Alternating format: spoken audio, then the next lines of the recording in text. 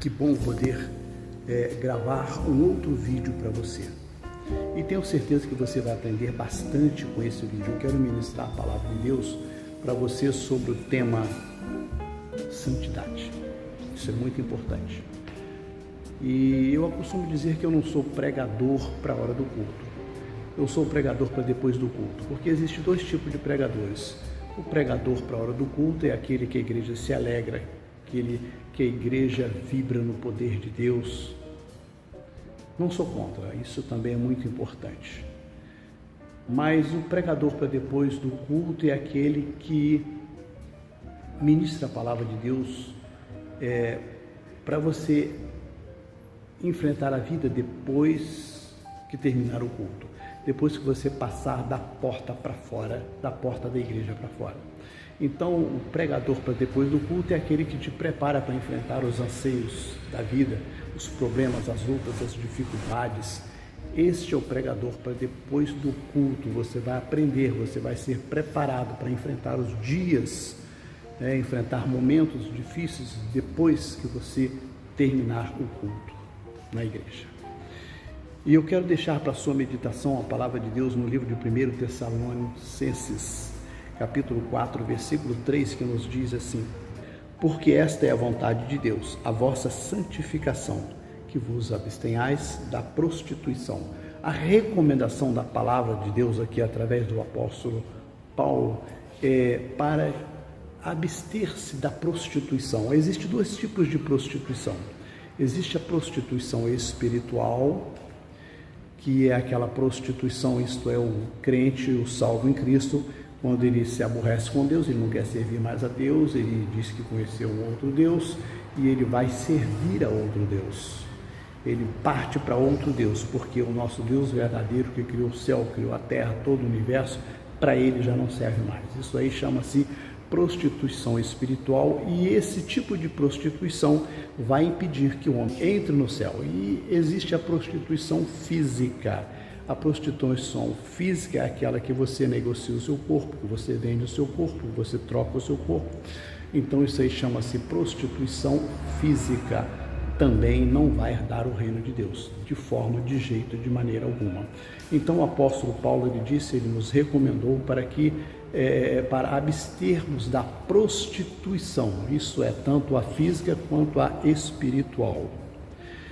E eu quero deixar também para a sua meditação, no mesmo livro de 1 Tessalonicenses, capítulo 4, versículo 1, que nos diz assim: finalmente, irmãos, vos rogamos e exortamos no Senhor Jesus que, assim como recebestes de nós de maneira como convém andar e agradar a Deus, assim andai, para que continueis a progredir cada vez mais. Um conselho para você, um conselho para mim, um conselho para todos que me assistem neste momento. Nós devemos progredir, não podemos ser aquele crente parado, aquele crente viver uma vida sem progredir, porque tem crente que vive aquela vida estagnada, parada, estática, e não é assim. Nós precisamos viver em novidade de vida. Um exemplo: hoje eu preciso ser melhor do que ontem, amanhã eu preciso ser melhor do que hoje, e assim sucessivamente. Precisamos ser assim. Então significa que nós estamos progredindo, tem que haver progresso na nossa vida. Falar em santidade, quando você tem uma vida de santidade, significa que você tem intimidade com Deus. Viver uma vida de santidade é ter um bom relacionamento com Deus, porque Deus, ele não tem um relacionamento com pessoas que vivem uma vida atravessada, uma vida na prostituição, como nós aprendemos aqui. Eu quero te dar uma pequena relação de coisas que vai impedir que você tenha uma vida de santidade. Separação e renúncia do que é considerado impuro ou profano. Isso é que é viver uma vida de santidade. Então nós precisamos ser santos. De vez em quando eu deparo com alguém que diz assim: eu não sou santo, aqui não tem santo na terra. Olha, meu querido, meu amado irmão, isso aí com certeza é falta de conhecimento. Ser santo significa ser separado. Eu, por exemplo, estava lá fora, estava no mundo e aceitei Jesus. Então, hoje eu sou santo porque eu sou separado. Então, você precisa adquirir este conhecimento, que ser santo significa ser separado.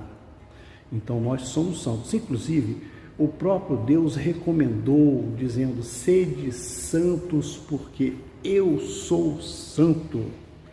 Lá no livro de 1 Pedro, capítulo 1, versículo 16, a palavra de Deus nos diz: sede santos, porque eu sou santo. Então nós temos condição de viver uma vida em santidade, uma vida de santificação. Santificação, o que é santificação? É o processo de tornar-se algo ou alguém santo. Então nós somos santos, sim. Agora eu quero te dar uma relação aí, uma pequena relação de coisas que pode impedir você de viver uma vida de santidade. Por exemplo, o ladrão não herdará o reino de Deus. E eu quero falar sobre um roubo simples, chama-se desvio de energia elétrica. Tem muitos evangélicos que têm um gatinho em casa, e já não é mais um gatinho, é um tigre. Já é um tigre. Então isso aí significa o desvio de energia elétrica, roubar energia elétrica. Isso aí chama-se roubo, e ladrão não herdará o reino de Deus. Quem vive uma vida de adultério também, o adultério, a Bíblia nos diz que os adúlteros não herdarão o reino de Deus. Não tem como o adúltero herdar o reino de Deus, de maneira, de forma, de jeito nenhum. Deus não vai aceitar. Isso significa que você não tem um bom relacionamento com Deus. O mentiroso também não herdará o reino de Deus. Olha, o que tem de crente mentiroso, meu querido, não é brincadeira. Crente linguarudo, eu costumo dizer que tem velório, que bom seria que tivesse 2 caixões.